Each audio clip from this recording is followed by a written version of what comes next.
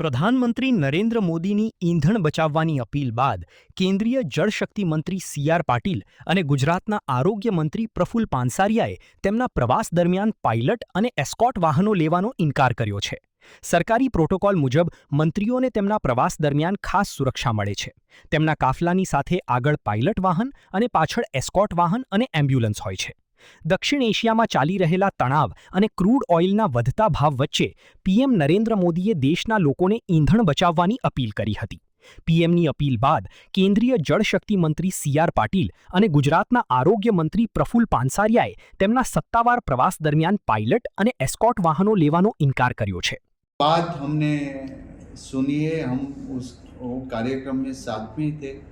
तो आज मेरा पायलटिंग जो होता है पुलिस की जीप, वो सदंतर बंद करता हूँ.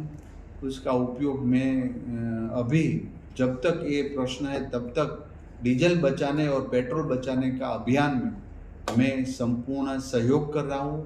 आदरणीय नरेंद्र भाई की एक एक बात हम सुनते हैं और उसका अमलीकरण करते हैं.